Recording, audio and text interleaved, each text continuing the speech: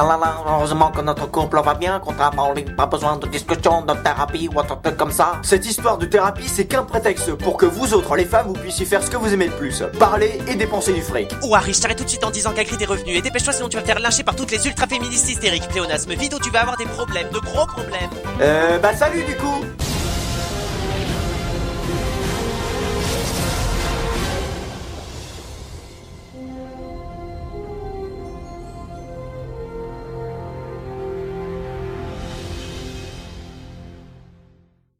Vous refusez toujours de me dire où vous étiez. Vous n'êtes qu'un sale hybride. Rien à voir avec les voitures, bien sûr. Même votre cerveau est un hybride. Vous n'avez qu'un demi-cerveau. Ce qui fait de vous un surdoué. Tu sais quoi, mon petit?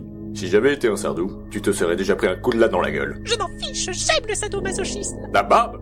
Elle a plus de répartie que je ne pensais. Je suis allé voir les géants. C'était une mission de Dumbledore. Mais des mange-morts voulaient également les recruter. Enfin, je dis des mange-morts, mais il y avait que McNair, en fait. Et vous avez fait le voyage avec Madame Maxime, c'est ça? Vous êtes sûr que vous avez pas perdu votre objectif de vue? En tout cas, ce voyage, c'était géant, même si ça n'a strictement servi à rien. Déjà, dans le livre, c'était pas top, mais alors dans le film... Le son de la mer qui gronde rassemble les nuages noirs. Même le vent est en train d'invoquer une tempête. Bah moi, j'aime ces petits moments de calme avant la tempête. J'adore cette musique. J'adore rire comme une psychopathe.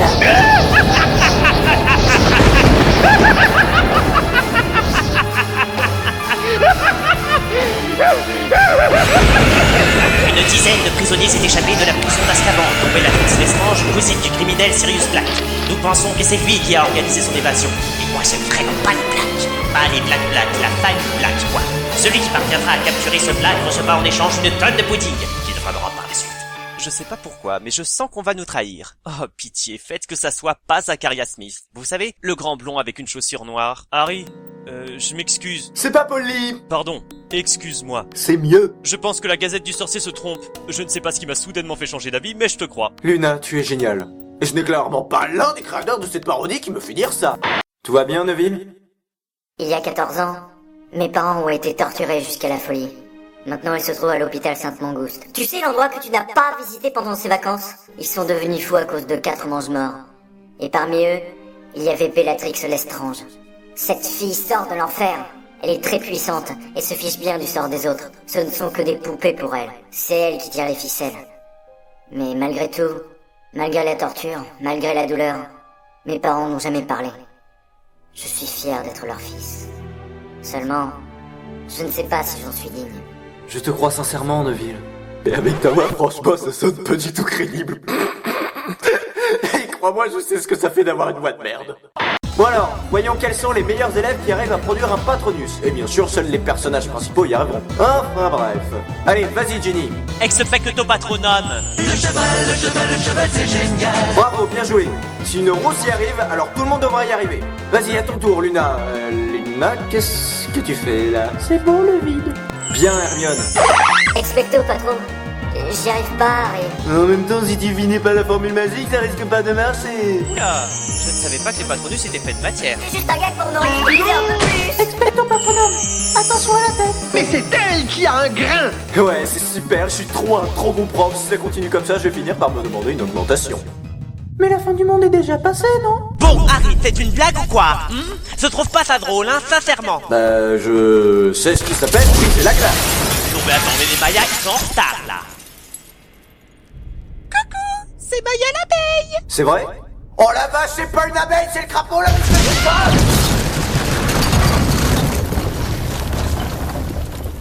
Je me félicite d'avoir trouvé votre cachette. L'inconvénient est que votre vie s'arrête ici. C'est pas un peu radical comme méthode, ça? Vous n'endurlerez pas plus d'un pudding, Dumbledore. Vous avez créé l'armée de Dumbledore pour prendre ma place du ministre de la magie, je le sais. Il faut l'envoyer à Azkaban. Oh non, je n'irai nulle part. Je n'irai pas m'envoyer en l'air, comme avec liligo.com, mais il y a une sortie que je rêve de faire. Ça me brûle les entrailles depuis un certain temps. Flamme de l'enfer.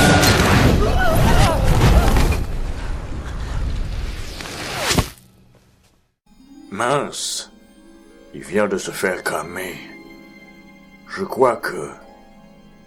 On l'a perdu sa tasse. Niais. Je joue bien la comédie, hein.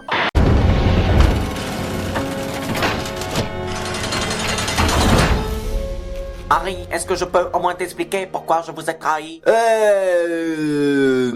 Je me demande vraiment pourquoi Cho nous a trahis. En même temps, elle a voulu le dire et tu l'as envoyé bouler. Ouais mais attends, si je me mets à parler à chaque chinois, moi j'en finis plus. Peut-être que les gars de Serpentard l'ont attrapé et l'ont forcé à le dire. Qui ça? Ces gars là. Qui? Ces gars. Qui? Ces gars. Hey, listen. Je vous présente Grope, mon demi-frère. Il est revenu avec moi lors de ma mission. Hagrid, mais à quoi il sert? Ah rien. Là, dans ce film, il va attraper Ombrage pour arranger la situation, puis après, il va être emmené par les centaures au fin fond de la forêt. Je le sens gros comme une montagne, je sais pas pourquoi. Mais même dans le livre, Hagrid, Grope ne sert pas à grand chose non plus. Oui, mais au moins, il va combattre à la bataille de Poudlard, alors que dans le film, non. Même les centaures n'apparaîtront pas, et ni les elfes de maison non plus, d'ailleurs. Franchement, si c'est pour apparaître qu'une seule fois dans ce film, je pense que les scénaristes auraient carrément pu le virer du scénario. Ça me rappelle le premier film avec Norberta, tiens. Trahison, disgrâce.